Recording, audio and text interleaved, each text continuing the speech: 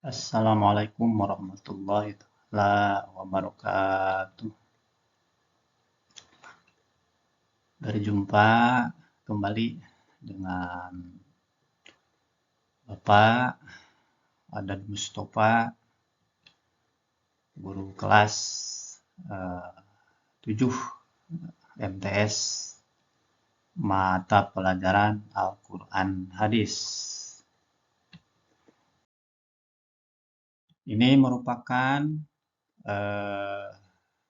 pertemuan yang pertama dalam materi Al-Quran Hadis, yaitu di bab 1, di mana temanya adalah Al-Quran dan Hadis sebagai pedoman hidup. Untuk materi yang pertama dari bab 1 ini adalah kita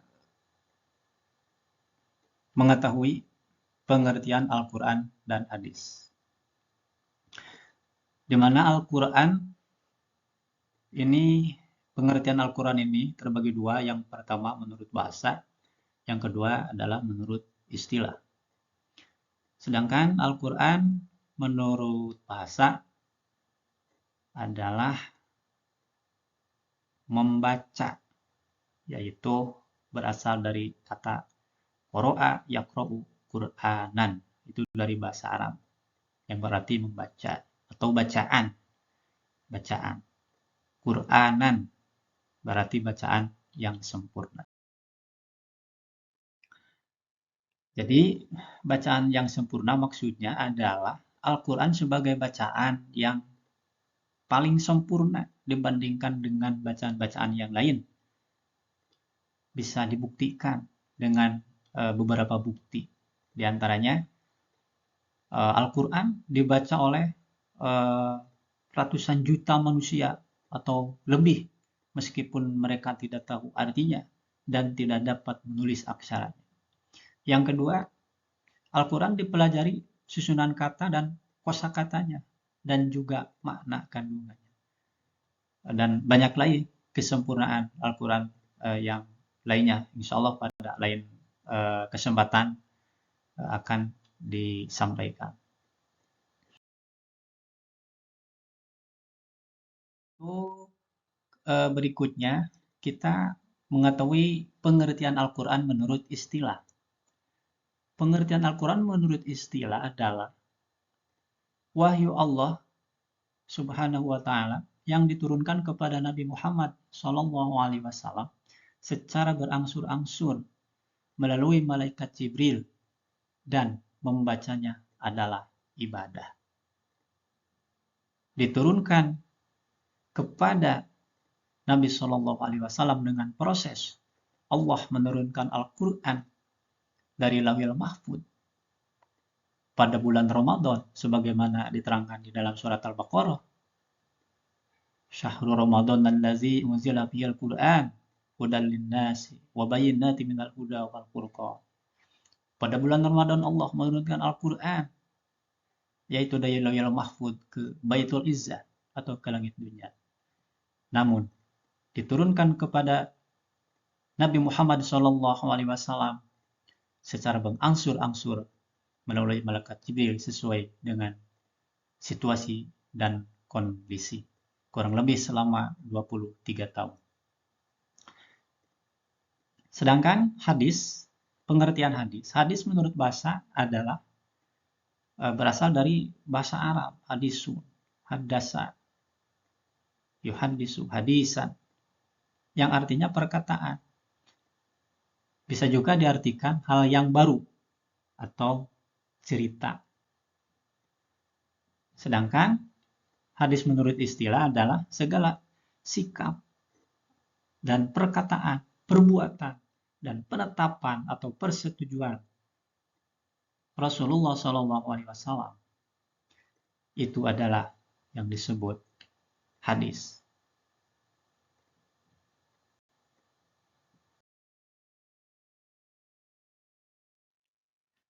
Dari pengertian Al-Quran dan hadis di atas, dapat diketahui bahwa Al-Quran dan hadis adalah sumber pokok pedoman hidup manusia. supaya terhindar dari kesesatan. Supaya terhindar dari kesesatan. Sebagaimana yang disabdakan oleh Rasulullah Shallallahu Alaihi Wasallam, taraktu fikum amraini ma lam tadillu ba'dahu ini i'tasamtum bihi kitaballahi wa sunnata rasulih. Yang artinya, aku tinggalkan dua perkara untukmu sekalian, dan kalian tidak akan tersesat selama-lamanya, selama kalian selalu berpegang teguh kepada keduanya, yaitu kitab Allah dan sunnah Rasulnya. Hadis riwayat Muslim.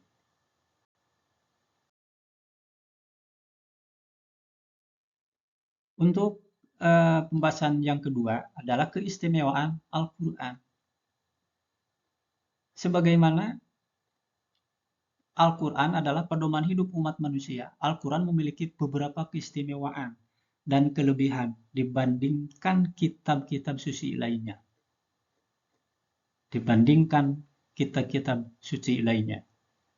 Di antaranya,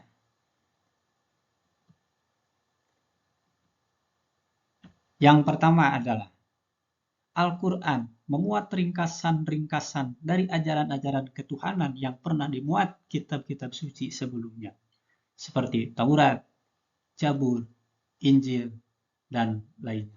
Yang kedua, Al-Quran memuat kalam-kalam Allah yang dijadikan pedoman hidup manusia sepanjang masa. Sehingga Al-Quran memang dikehendaki Allah untuk kekal. Itu yang kedua. Yang ketiga adalah Al-Quran adalah sumber ilmu pengetahuan.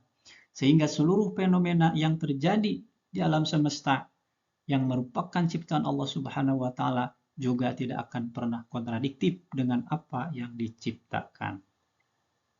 Sedangkan keistimewaan yang keempat, Al-Quran diturunkan oleh Allah Subhanahu wa Ta'ala dengan suatu gaya bahasa yang istimewa, mudah, tidak sukar untuk siapapun untuk menghafalnya dan memahaminya, serta untuk mengamalkannya dengan syarat ikhlas. Sedangkan poin ketiga adalah hadis warisan Rasulullah Shallallahu Alaihi Wasallam. Ini hadis sebagai warisan Rasulullah Shallallahu Alaihi Wasallam. Karena istilah hadis ini sinonim dari kata hadis adalah as-sunnah, sunnah. Namun as-sunnah lebih umum dibandingkan hadis. Karena as-sunnah itu adalah perbuatan, perkataan, takdir atau sifat-sifat lahir dan batinnya Nabi ataupun perjalanan hidupnya sejak sebelum diangkat menjadi Rasul ataupun sesudah diangkat menjadi Rasul. Itu termuat dalam pengertian sunnah Nabi Shallallahu Alaihi Wasallam.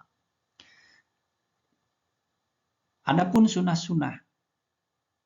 yang termasuk amalan-amalan yang dilakukan oleh Nabi Shallallahu Alaihi Wasallam dan para sahabatnya, yaitu disebut sunnah juga, yaitu kebiasaan hidup di masa Rasulullah Shallallahu Alaihi Wasallam.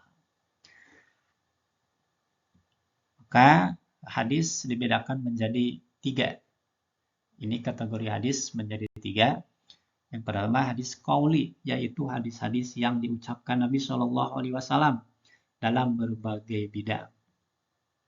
Yang kedua adalah hadis fi'li, yaitu segala perbuatan Nabi Shallallahu Alaihi Wasallam yang sampai kepada kita melalui penukilan para sahabat. Yang ketiga adalah hadis takriri atau penetapan keadaan Nabi Shallallahu Alaihi Wasallam yang mendiamkan, tidak berkomentar dan tidak menyanggah serta menyetujui apa yang dilakukan oleh para sahabatnya.